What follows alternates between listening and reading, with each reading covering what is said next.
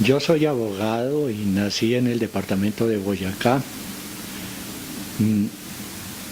Mi actividad principal es la referente al derecho. Sin embargo, me vinculé políticamente y siempre he estado en la oposición en diferentes grupos. En la década de 1970, dentro de los grupos que hubo de la izquierda, la Unión Nacional de Oposición, el Frente Democrático, y fui el primer concejal en mi ciudad natal, en Tunja, concejal de la izquierda, una ciudad bastante conservadora. Lo fui por el Frente Democrático y cuando aparece la Unión Patriótica, quienes estábamos en el Frente Democrático, ingresamos a la Unión Patriótica. Desaparece el Frente Democrático y la Unión Patriótica recoge una serie de sectores, entre otros los del Frente Democrático. Así ingresé a la Unión Patriótica desde su fundación, fui el director de esa colectividad en mi departamento de Boyacá y luego a nivel nacional ingresé a la dirección de los 9 que orientábamos a la colectividad. Después del asesinato de Bernardo Jaramillo, yo asumí la presidencia de la Unión Patriótica y allí estuve aproximadamente durante 6 meses y me fui retirando del activismo político porque ingresé como magistrado de la Corte Constitucional en el año de 1994. 10 años estuve allí, luego pasé de decano a la Universidad Autónoma y actualmente soy profesor de tiempo completo en una universidad y adicionalmente ejerzo mi profesión.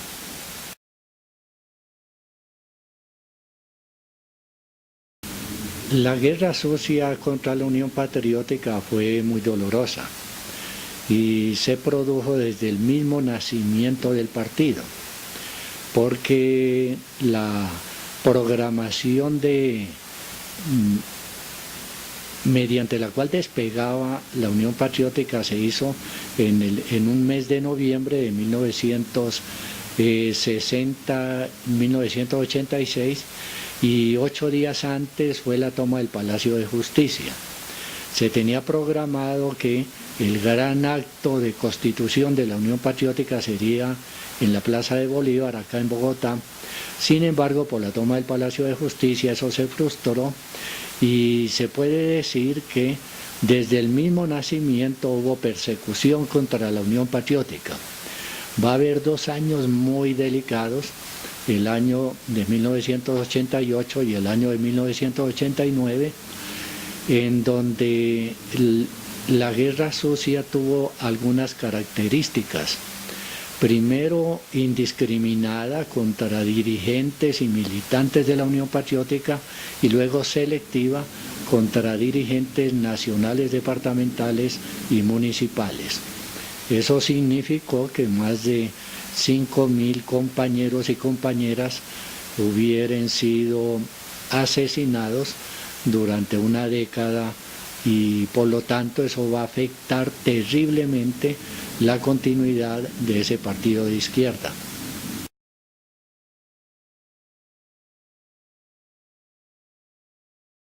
De muchas maneras. En primer lugar, el clima psicológico es muy triste porque permanentemente estar pensando que lo van a matar a uno, que sale de la casa por la mañana y no no tiene seguridad de que vaya a regresar vivo, eso es durísimo. En segundo lugar, uno tiene que alejarse bastante de la familia y estar durmiendo en lugares diferentes.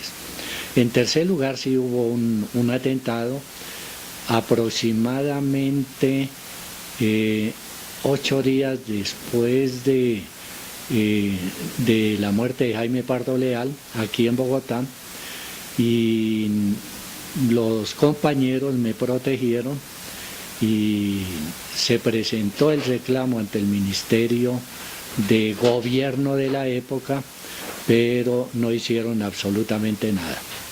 Y lo que podría llamarse exilio, más de 10 veces tuve que salir del país por esa razón.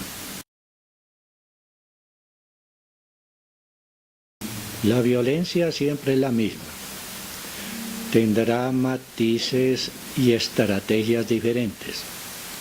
Es indudable que el esquema de la guerra sucia contra la Unión Patriótica es muy diferente a la estrategia que actualmente se desarrolla. Hay que decir que después de esa guerra sucia, realmente ha habido en Colombia una enorme cantidad de muertos.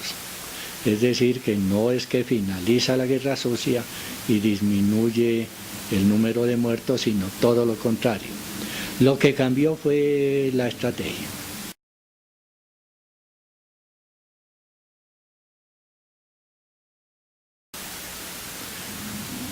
Ya han pasado 20 años después de todos esos episodios de la guerra sucia. Y existe cierta inclinación natural a no hablar de eso. Sin embargo, organizaciones, fundamentalmente Reiniciar y Andas, han recogido testimonios. Y son testimonios muy importantes, que aparecen a nivel de expedientes y aparecen también como libros. También ha habido proyección cinematográfica en El Baile Rojo y algunas otras expresiones culturales muy pocas, recordando esos episodios. Yo me incliné por un relato novelable con el objetivo de recuperar la memoria de la Unión Patriótica, es decir, no es un testimonio, no es una monografía, es sencillamente entender que la memoria es pasado, presente y futuro. En el entendido de que también es futuro, lo que hay que rescatar y de manera muy importante es la memoria. Y en el rescate de la memoria está el protagonista de la novela. La novela va a tener dos partes. Una primera parte del contexto social de la década del 80, un contexto bastante subdesarrollado y de desigualdades sociales terribles, y un contexto que justifica el nacimiento de la Unión Patriótica. Pero dentro de ese mismo contexto del nacimiento está la estrategia diseñada por toda la reacción del homicidio preventivo. Es decir, que va el, entre comillas, exterminio de la Unión Patriótica, no es nada más que una concatenación de homicidios preventivos para evitar que una organización que nacía pudiera tener una gran importancia como se vislumbraba que la iba a tener. Y el objetivo lo lograron a través de homicidios preventivos.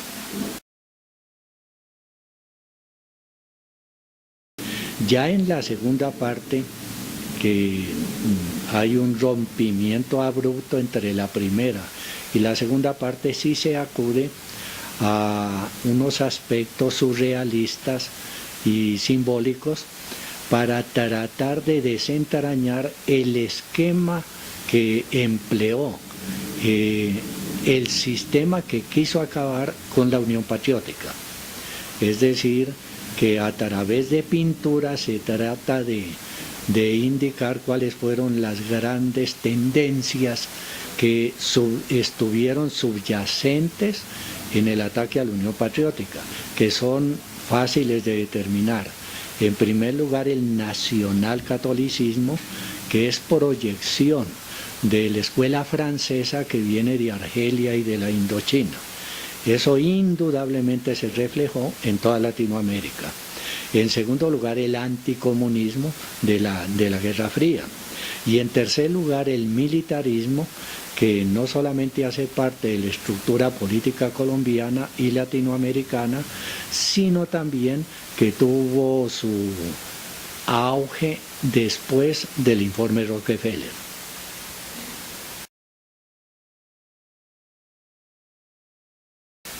En materia jurídica he escrito 15 libros, que es mi producción fundamental.